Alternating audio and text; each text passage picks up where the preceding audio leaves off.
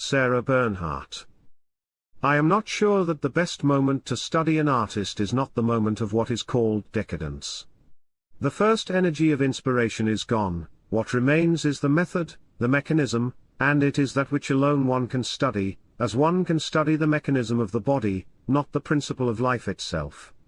What is done mechanically, after the heat of the blood has cooled, and the divine accidents have ceased to happen, is precisely all that was consciously skillful in the performance of an art. To see all this mechanism left bare, as the form of the skeleton is left bare when age thins the flesh upon it, is to learn more easily all that is to be learnt of structure, the art which not art but nature has hitherto concealed with its merciful covering.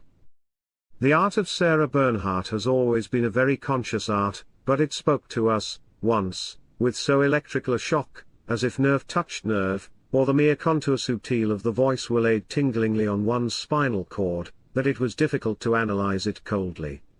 She was Phaedra or Marguerite Gautier, she was Adrienne Lecouvreur, Fedora, La Tosca, the actual woman, and she was also that other actual woman, Sarah Bernhardt. Two magics met and united, in the artist and the woman, each alone of its kind. There was an excitement in going to the theatre, one's pulses beat feverishly before the curtain had risen, there was almost a kind of obscure sensation of peril, such as one feels when the lioness leaps into the cage, on the other side of the bars. And the acting was like a passionate declaration, offered to someone unknown, it was as if the whole nervous force of the audience were sucked out of it and flung back, intensified, upon itself, as it encountered the single, insatiable, indomitable nervous force of the woman. And so, in its way, this very artificial acting seemed the mere instinctive, irresistible expression of a temperament, it mesmerized one, awakening the senses and sending the intelligence to sleep. After all, though Réjean skins emotions alive, and Duzé serves them up to you on golden dishes, it is Sarah Bernhardt who prepares the supreme feast. In La Dame aux Camélias, still, she shows herself, as an actress, the greatest actress in the world. It is all sheer acting, there is no suggestion, as with Duzé, there is no canaille attractiveness, as with Réjean, the thing is plastic, a modeling of emotion before you, with every vein visible, she leaves nothing to the imagination, gives you every motion, all the physical signs of death, all the fierce abandonment to every mood, to grief, to delight, to lassitude.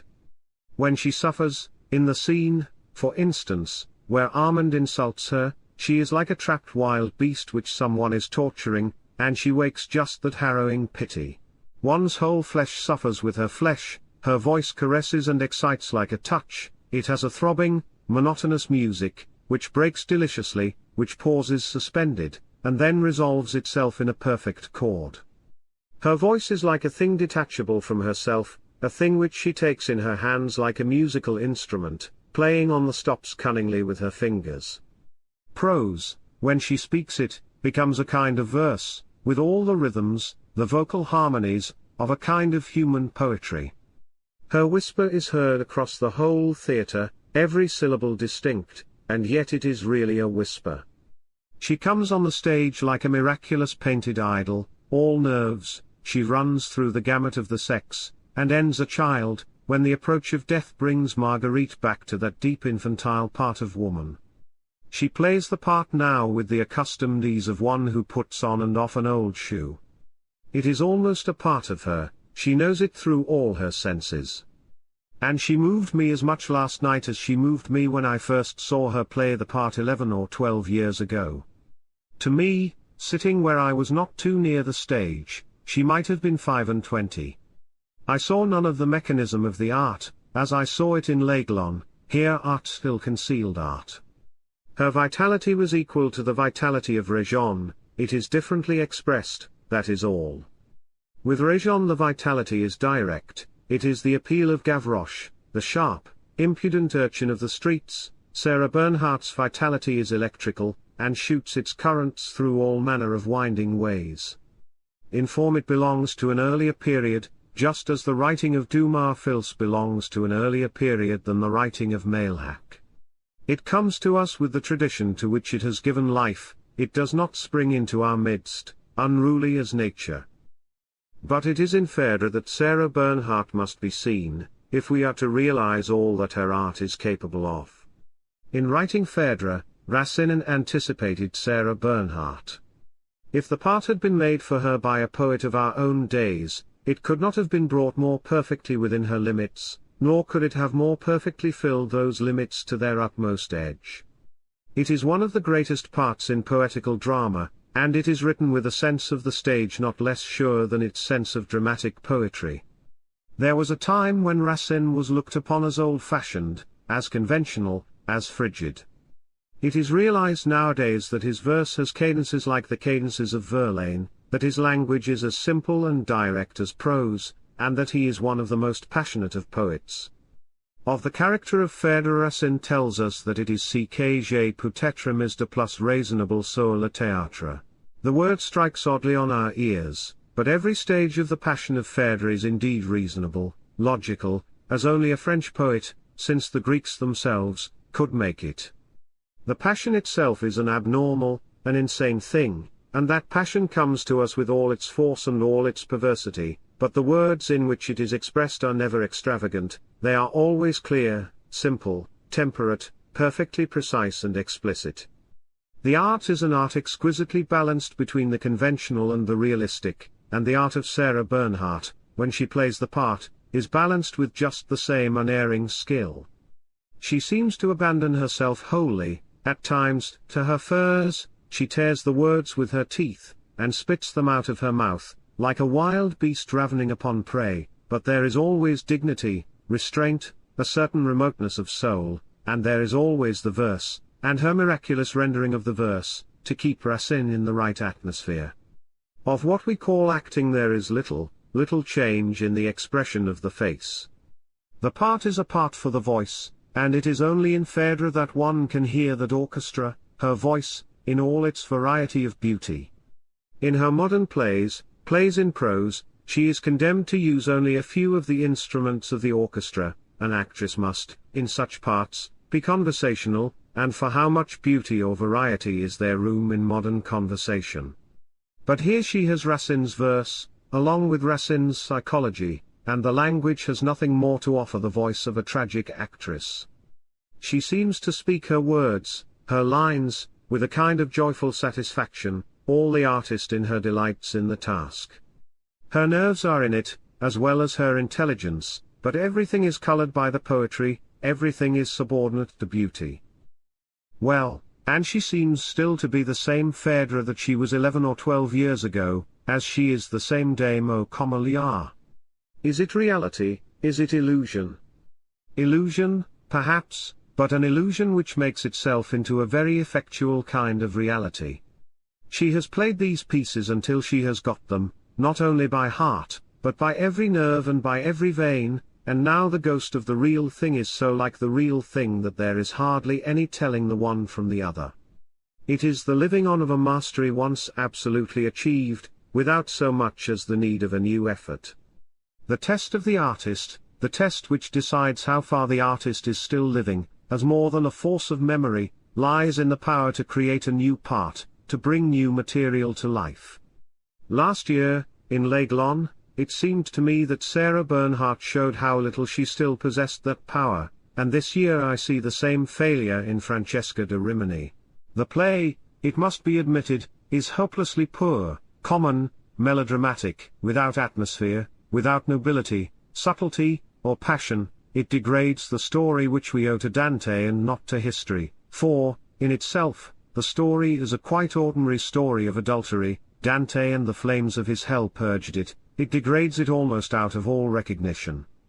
These middle-aged people, who wrangle shrewishly behind the just turned back of the husband and almost in the hearing of the child, are people in whom it is impossible to be interested, apart from any fine meanings put into them in the acting. And yet, since M. de Max has made hardly less than a creation out of the part of Giovanni, filling it, as he has, with his own nervous force and passionately restrained art, might it not have been possible once for Sarah Bernhardt to have thrilled us even as this Francesca of Mr. Marion Crawford? I think so. She has taken bad plays as willingly as good plays, to turn them to her own purpose, and she has been as triumphant, if not as fine, in bad plays as in good ones. Now her Francesca is lifeless, a melodious image, making meaningless music. She says over the words, cooingly, chantingly, or frantically, as the expression marks, to which she seems to act, demand.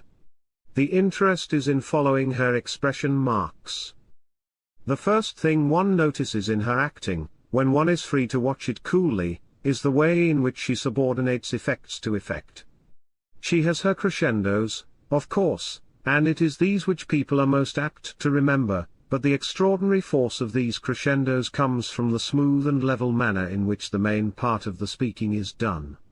She is not anxious to make points at every moment, to put all the possible emphasis into every separate phrase. I have heard her glide over really significant phrases which, taken by themselves, would seem to deserve more consideration, but which she has wisely subordinated to an overpowering effect of ensemble.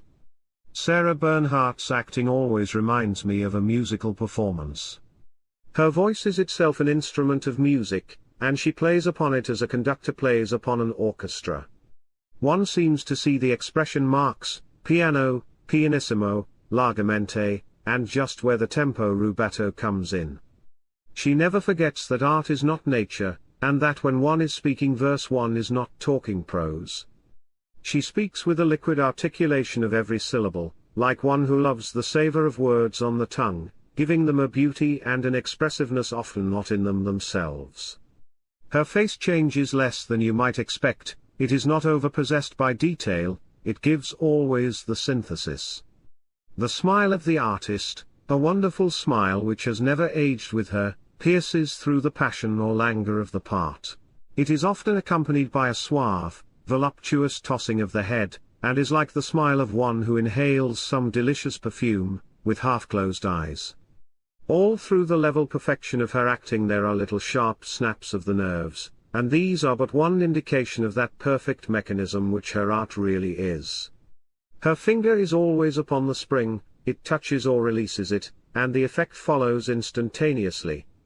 The movements of her body, her gestures, the expression of her face, are all harmonious, are all parts of a single harmony.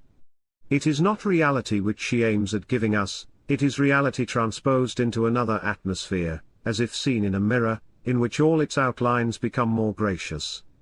The pleasure which we get from seeing her as Francesca or as Marguerite Gautier is doubled by that other pleasure, never completely out of our minds, that she is also Sarah Bernhardt. One sometimes forgets that Réjean is acting at all, it is the real woman of the part, Sappho, or Zaza, or Janetta, who lives before us. Also one sometimes forgets that Douzé is acting, that she is even pretending to be Magda or Sylvia, it is Douzé herself who lives there, on the stage. But Sarah Bernhardt is always the actress as well as the part, when she is at her best, she is both equally, and our consciousness of the one does not disturb our possession by the other. When she is not at her best, we see only the actress, the incomparable craftswoman openly laboring at her work.